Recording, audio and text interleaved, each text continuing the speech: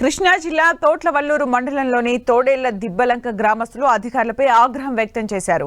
ప్రస్తుతం ఉన్న వరద ఉధృతిని పడవలు తట్టుకోలేవని తమకు వెంటనే లాంచీలు తెప్పించాలని కోరారు.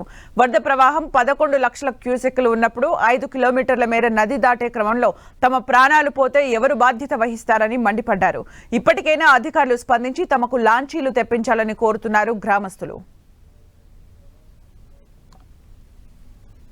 ముంపు గ్రామ బాధ్యతలు మేము మాకు ఆల్రెడీ అంతకుముందు పెద్ద పల్టీలు కానీ లాంచీలు కానీ అవి వచ్చాయి.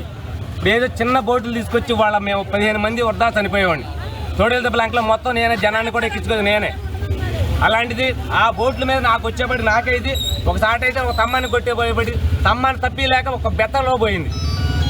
వరదాగా ప్రాణాలు పోయాయి. మాకు ఈ కట్ట కాదు ఈ లాంచీలు.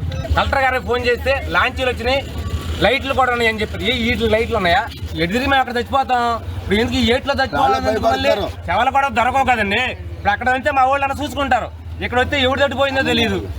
దొరకంగా మేము అక్కడే ఉంటాం. మాకు ఈ పడవలు వద్దు, ఏమొద్దు, ఇదో దండం.